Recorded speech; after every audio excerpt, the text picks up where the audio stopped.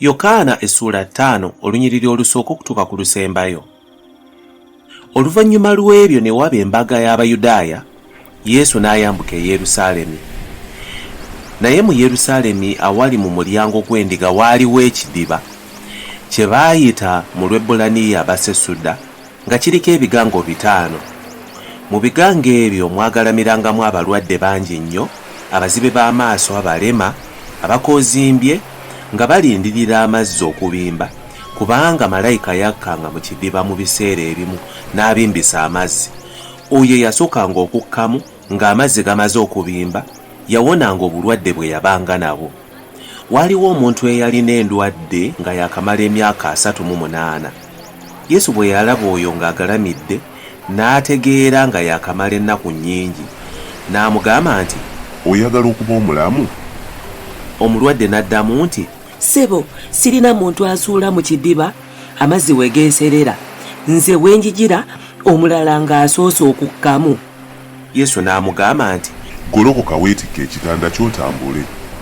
Amangu ago omuntu n'aba mulamu ne yeetikka ekitanda kye n'atambula. Naye olunaku olwo lwali lwa Ssabbiiti. Awo Abayudaaya ne bamugamba oyo awonyezebbwa nti, "Leero Ssabbiiti, kya muzizo gwe okwetikka ekitanda kyo." Naye n'addamu nti, "Oli amponyezza ye yaŋŋambye nti weetikka ekitanda ky'otambule." Ne bamubuuza nti, "Omuntu oyo y'ani eyakugambye nti weetikka ekitanda ky'otambule?" Naye yawonyezebwa yali tamanyi Yesu, kubanga Yesu yali amaze okugenda, ate ng'abantu abaali mu kifo kiri baali bangi. Oluvannyuma lw'ebyo Yesu n'amulaba mu yeekaalu, n'amugamba nti, "Laba oli mulamu, toyonoonanga nate, ekigambo ekisinga obubi kireme okukubaako." Omuntu oyo n'agenda n'abuulira Abayudaaya nti, "Yesu ye yamponya." Awo Abayudaaya kyebava bayigganya Yesu kubanga yakolera ebyo ku Ssabbiiti. Naye Yesu n'addamu nti, "Kitange akola okutuusa kaakano nange nkola." Awo Abayudaaya kyebava beeyongera okusala amagezi okumutta, kubanga tasobezza Ssabbiiti yokka, era naye yayita Katonda Kitaawe, nga yeefuula eyenkanankana ne Katonda. Awo Yesu n'addamu n'abagamba nti, "Ddala ddala mbagamba nti omwana tayinza kukola kintu ku bubwe bw'atalabira ku kitaawe ng'akola, kubanga kitaawe by'akola byonna n'omwana by'akola. Kubanga kitange ayagala omwana, amulaga byonna by'akola yennyini, era alimulaga n'emirimu eminene egisinga egyo mmwe mwewuunye. Kubanga kitange bw'azuukusa abafu n'abawa obulamu, bw'atyo n'omwana abawa obulamu bonna b'ayagala okuwa. Kubanga kitange n'okusala tasalira muntu musango, naye yawa omwana okusala emisango gyonna. Bonna bassengamu omwana ekitiibwa nga bwe bassaamu kitange ekitiibwa.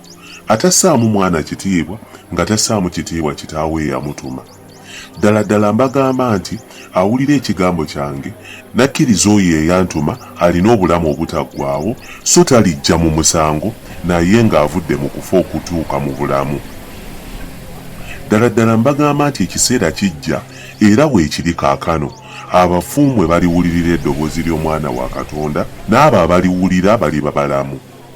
Kubanga nga kitange bw'alina obulamu mu ye, bw'atyo bwe yawa omwana okuba n'obulamu mu ye, era yamuwa obuyinza okusala omusango, kubanga ye mwana w'omuntu.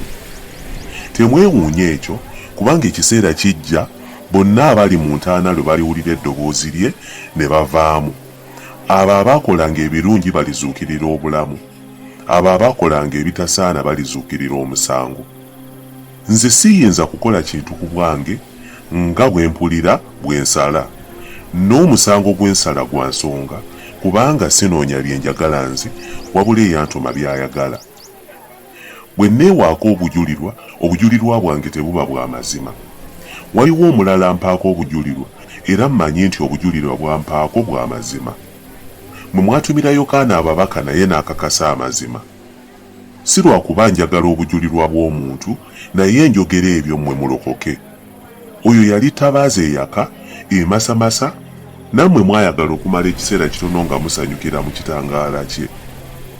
Naye obujulirwa bwe nnina bwe bukulu okusinga obwa Yokaana, kubanga emirimu kitange gye yampa okutuukiriza, emirimu egyo gyennyini gye nkola, era gye gijulira nga kitange ye yantuma.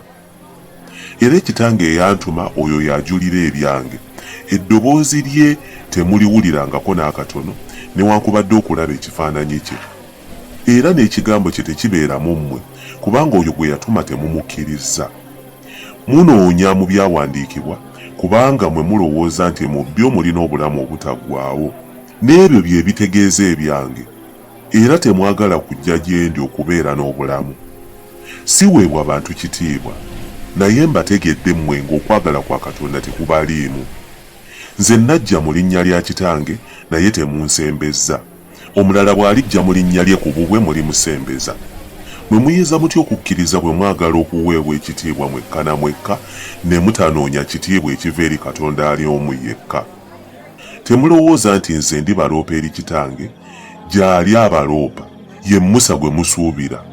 Kuba singa mukkiriza Musa, nange mwandinzikirizza, kubanga oyo yampandiikako. Naye bwe mutakkiriza oyo bye yawandiika, mulikkiriza mutya ebigambo byange?